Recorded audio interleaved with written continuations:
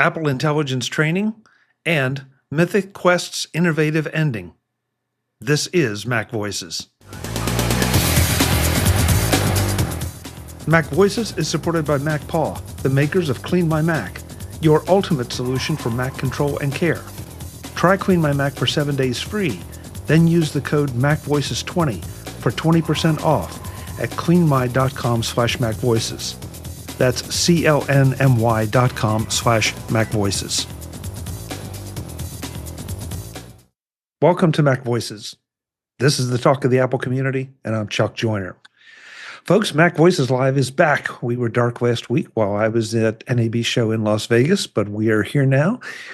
We've got a lot of stuff to catch up on, as well as some new stuff, and yeah, just stuff everywhere.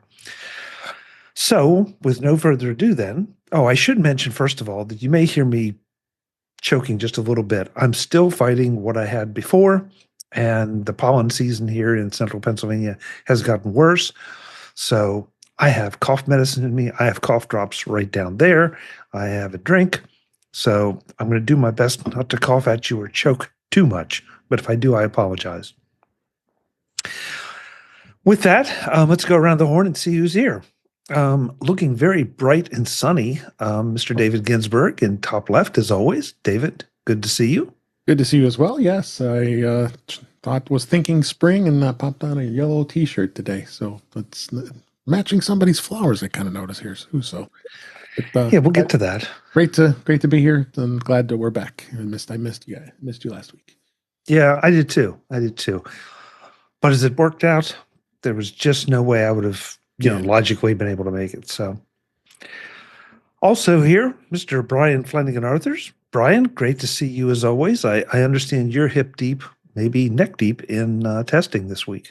Yeah, it's been busy at work with testing, and we're getting there. I can see the end though, so that's good. But it's so great to be here, and it's so nice to see everybody. Yeah, absolutely. All right, the yellow flowers that David was referring to are behind Mr. Eric Bolden. Eric, what are those? Good, some narcissus for some nice, happy, spring-like flowers. I figured that was a good.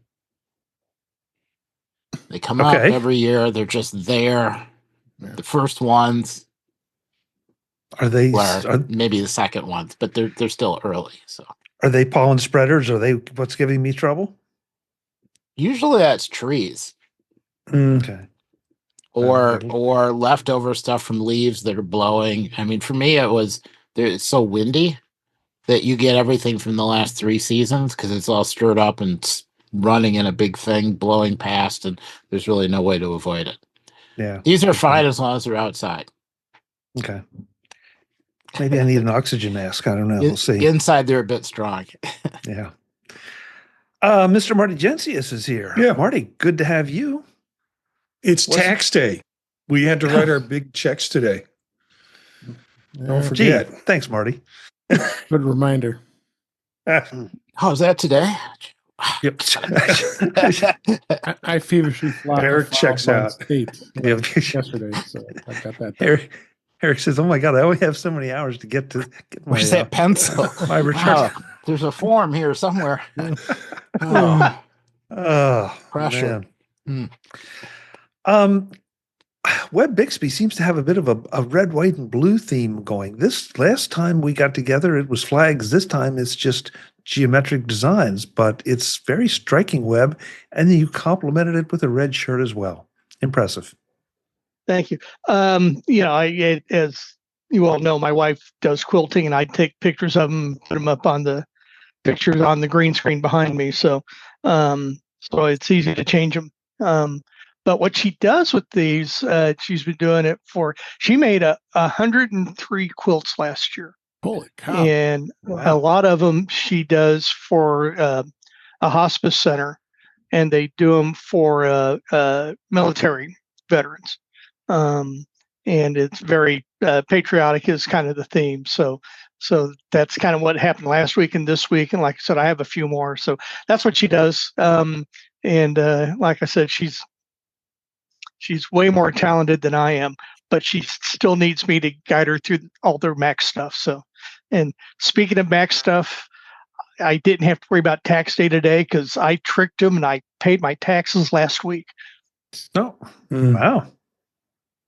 Okay, so you gave them a week's worth of interest to work with. And someone could be getting a Mac, the Vision Pro. So Apple Vision Pro for what I paid, they could buy several of them. That's as far as I'm going to go. Yep. Well, I'm going to use that as a segue because David, Eric, I'm here to and help. Marty. Thanks, Webb. My credit card almost got whiplashed in Vegas because I went and did the demo again and got to see the Metallica video. Oh, nice. We want to know. Tell us. It was impressive. It was. And folks, if you haven't done it again, you really got to go and do the demo because the demo has been updated. So there were completely new things for me to see along with the Metallica video. But as I'm sitting there watching it and like they're right in front of me and I can see the writing on the pick that is being used. I mean, it was like this right in front of you. It is absolutely impressive, along with all the other things that are so impressive with it. So, at the end of the deal, the gentleman, said, we have them in stock. You could take one home right now. And I said, man, I should have had that guy's number. Yeah, gee, thank you very much. Yeah. Yeah, so it's like, did you talk to Eric and Dave and Marty? They can ship too. Thanks. As I did my review of it, I don't know how you felt, but I really felt like I was there. You just went, especially the wide shots of the entire stadium, and I just felt like it was immersive, incredibly immersive. And just watching the drummer, I mean, just you saw the cameras and all the other stuff. It just really made you feel like you were there. Well, I had an interesting conversation with the gentleman who did the demo with me afterwards. And we said, this could be the future of concerts. Yeah. Because when you think about what you pay for concert tickets, just a few a year will get you a Vision Pro if you're into getting some really good seats. Now, of course, that means that somebody has to produce these things, number one. And number two, you still have to buy the access to the concert. Right. But that said, it truly is amazing. Yeah, so it won't be free. That's for sure. No. You definitely have to pay for having content. I think there will be pay for content for sure. Yeah. Yeah. So you almost got me, but I slipped away. And then Webb brings up Vision Pro's purchases. Thank you, Webb. Beautiful. Yeah. Missed by this much.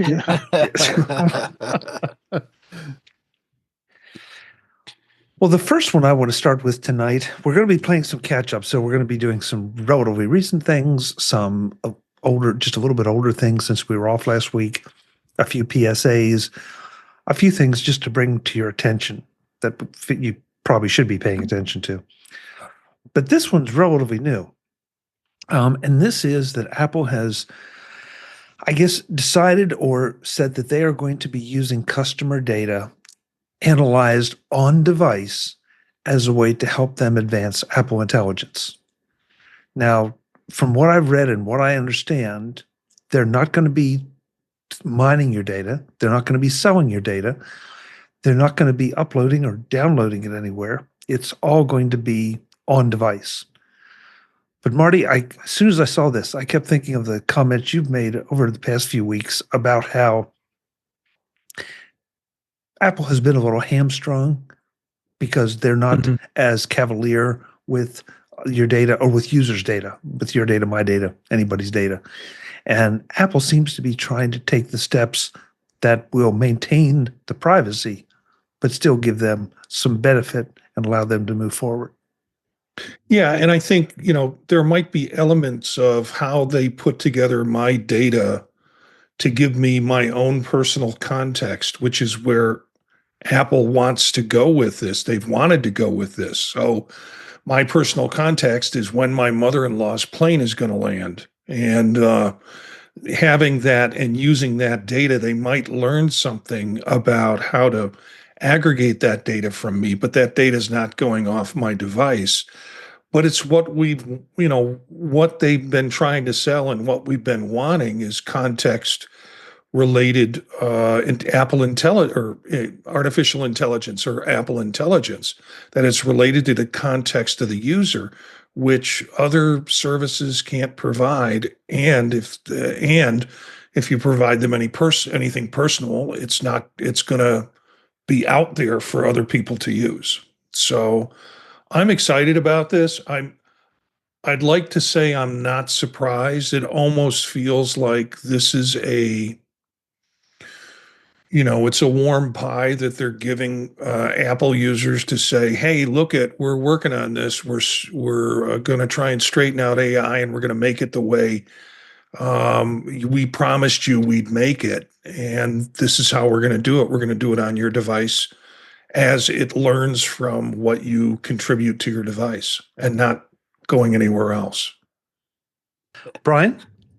Yeah, I was just taking a look at the article, and I might be deriving it in the wrong place, but I saw their line says these embeddings are then sent to a small number of user devices that have opted in to the device analytics. If I'm reading that right, maybe that's more of an opt-in type policy. So if maybe that's, even though Apple's claiming the anonymity of it, maybe people still might not be comfortable, and if they're not, that's okay. They don't have to opt in. I read a couple articles, or heard some commentary, I should say, that there's some people are thinking that maybe this is going to hurt Apple, because there are some news sites out there that are saying Apple's now doing what everybody else is doing. They're using your data, and they aren't bothering to dig into the details. They're not bothering to explain the details. And I do wonder how many people are going to appreciate the difference between what some other devices have done and some other companies have done versus what Apple is doing, and trying to maintain their privacy stance. And from what I've been able to understand about this, they will be successful in maintaining the privacy stance. Mm-hmm. So,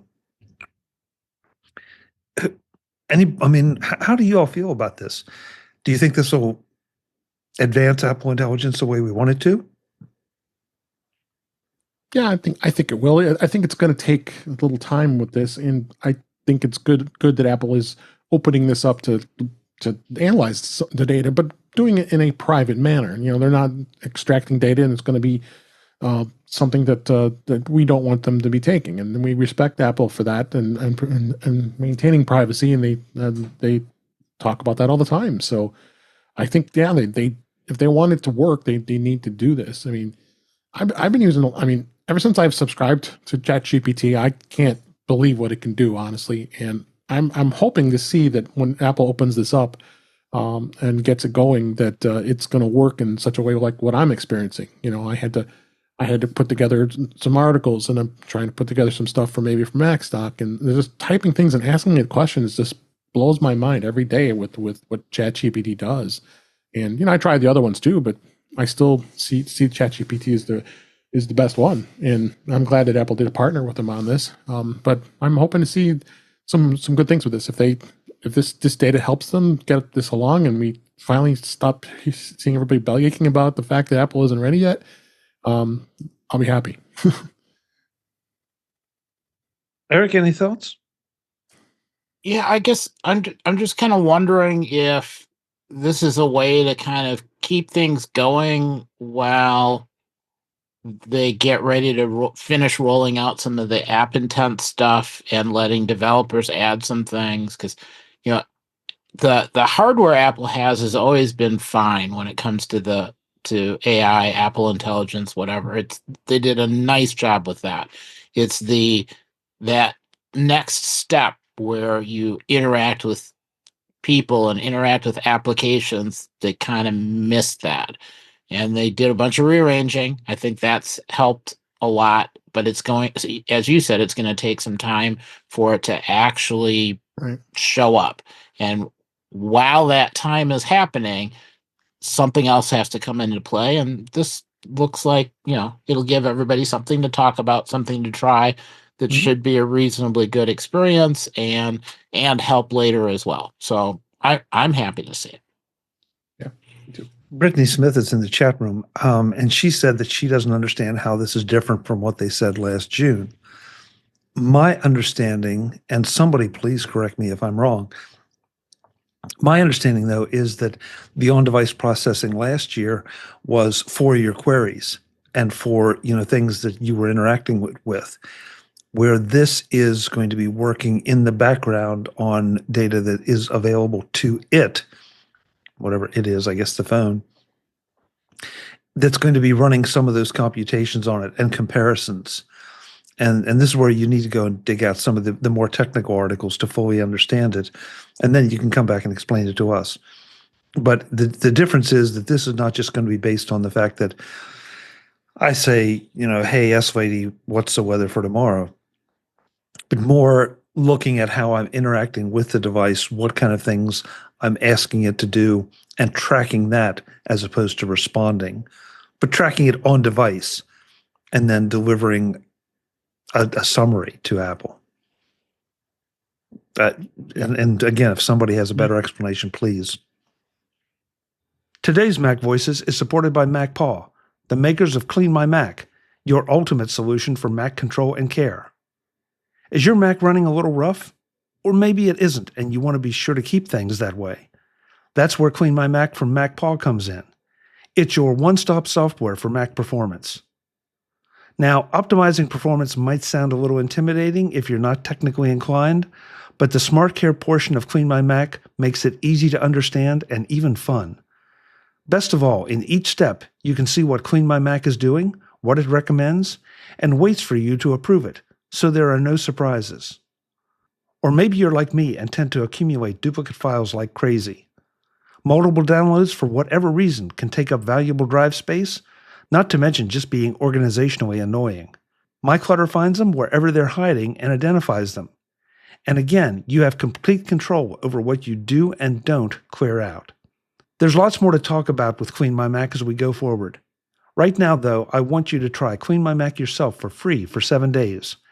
And when you purchase, you can take 20% off using the code MacVoices20. That's MacVoices20 at cleanmy.com/MacVoices. That URL is cleanmy, CLNMY.com/MacVoices.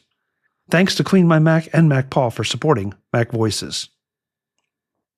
Webb, you're awfully quiet. You're looking pensive. I'm going to be the old man that's telling the kids to get off my yard, get off my lawn. Get off my lawn. I Siri as technology in and of itself has really been kind of a dud. Okay. Now the S lady is now talking to me. But it's just really been kind of disappointing that they haven't been able to do a lot of things with it. And now they're trying to use that platform to expand the whole Apple Intelligence platform. I think what they're doing here, and I sure could be wrong, I think they're taking the ChatGPT engine, if you will, and using that to kind of expand their own Apple Intelligence platform. So the good news is that I think it's staying in the tent, if you will. Whereas the ChatGPT platform was really kind of available to all the other companies that subscribe to it. So, but I still think that Siri alone has been a dud, and that's why I'm not holding out a whole lot of great hope for Apple Intelligence, just because they're using that as a platform. I think it's already been. It's kind of like Tesla and autopilot.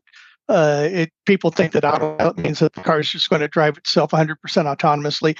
That's not quite what it does, but they use the name autopilot, and it just kind of stays with it gets to be a marketing problem, if you will. So I'm glad that Apple's doing this. If I understand what they're doing, I think it makes sense. I think that kind of answers part of Brittany's question. How does this different? It's still within the Apple umbrella, but they need something to expand their technology pretty pretty dynamically. So that's kind of my thinking. But I'll believe it when I see it, and I haven't seen much. Right, Marty. And I want to see it. And don't get me wrong, I want to see it. Okay, I'm sorry, Marty. Yeah, no, I think I've been giving a couple of talks in the last couple of months about AI to professional organizations and conferences. And the thing that I kind of discovered, I mean, it's not me discovering it, but the thing I learned about it was that if I'm trying to ask something of AI and I can give it lots of information, so if I wanted to do a training on trauma counseling, well, then I throw some PDFs of trauma counseling articles in it, and it can feed off whatever ingredients I put in it. That's how I think this is different than last year. Last year, again, it was, we're going to take your queries, as you said, Chuck, and we're going to build from your queries, and we'll keep it within the context of Apple.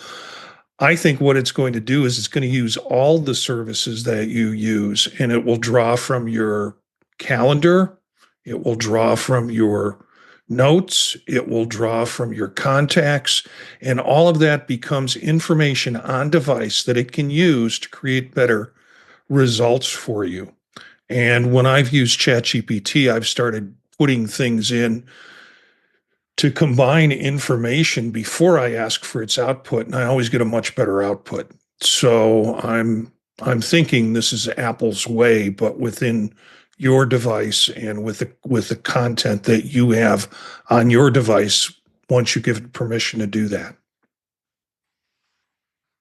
I don't know. It's an interesting approach. If we're all understanding it correctly, that this is going to be something that it's not going to be the Wild West that has been OpenAI and Llama and Claude and all the others, where they just seem to be reaching out and grabbing every piece of information they can get from anybody to benefit. That this is going to be much more controlled, and so it's not going to be necessarily the solution to make sure that Apple can completely catch up, but it's definitely going to be better.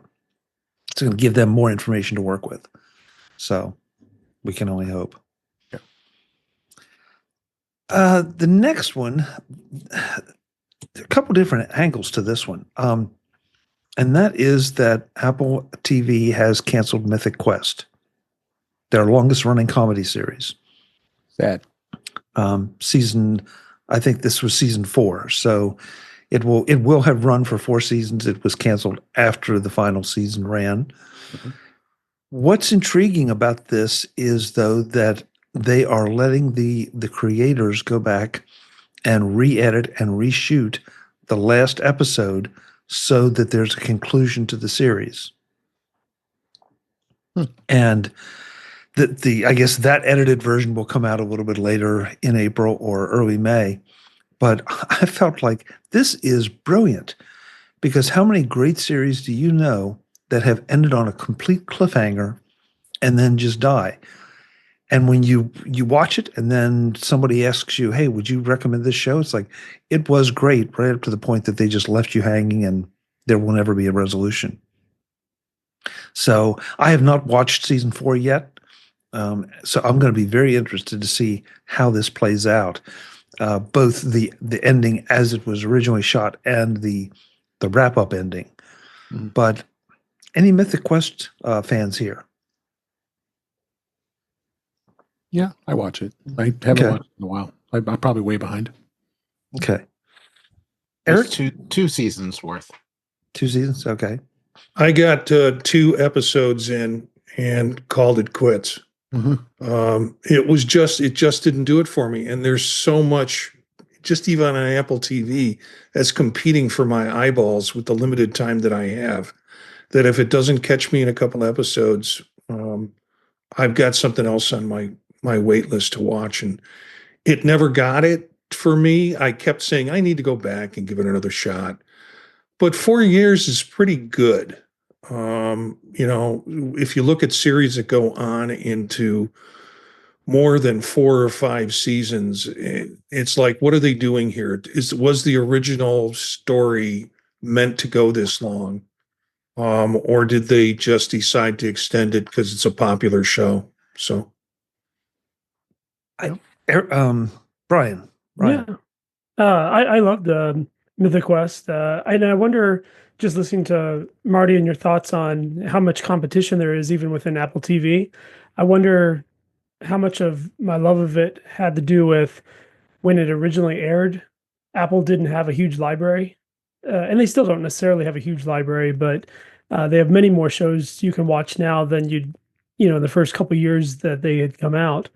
And so when there wasn't as much on, not to say it was any better or worse necessarily, but I really enjoyed it. I enjoy the video game connections and things like that too. So I wonder if just the topic of it sounded more interesting to me as well. But I thought they did something interesting. They tried different things that, they had a couple of pandemic shows that were interesting and kind of filled in some gaps there in between seasons. And they even had a nice anthology style spinoff where they had 4 episodes drop that were related to the show, but not necessarily connected as far as the story that was happening within the show. It gives some really nice angles, I thought, and some different perspectives on that industry, the video game industry. Ken Ray was the one that got me into this, that he kept saying, you got to try it. Give it a couple episodes. And it was another one of those that's like, this is not my thing at all. It's a video game company. Who cares? And I got hooked right away because it was so over the top. And I'm not usually somebody that likes the over the top kind of shows. But there were some great characters. I swear that at least 3 of those characters I could identify in places I've worked in the past. It's like, yeah, that's that guy over there. That's that one over there. And so that to me made it, enjoyable because sure, they were caricatures of characters, but they were still there. Brian, you mentioned the pandemic show, and the pandemic show was like brilliant. Mm-hmm. And, I'd love to tell you go and watch the pandemic show. And even if you don't watch anything else, but you really need to get the character backgrounds to appreciate the pandemic show. But I would tell you that it's worth that. If you're looking for something to binge watch a little bit, the episodes are relatively short, but it was just a fun series, and I'm sorry to see it go. Again, I haven't watched season 4, so I'm hoping it goes out on a high note, and that there's maybe kind of a happily ever after in the reshot ending. We'll see. But I think that aspect to it is brilliant because if nothing else, I think it's going to increase its value for syndication eventually, because you won't feel like I'm investing this time, whether I'm enjoying it or not. I'm investing time in something that's going to just leave me hanging.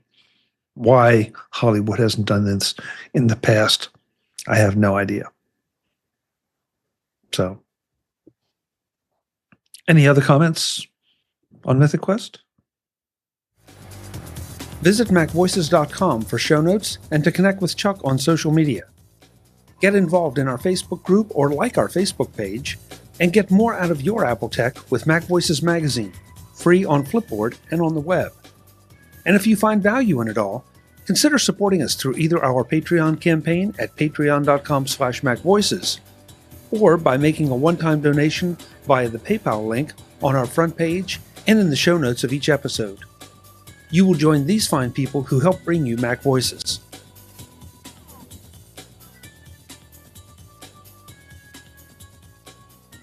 Advertising handled by Backbeat Media at backbeatmedia.com. Bandwidth provided by CashFly at cashfly.com.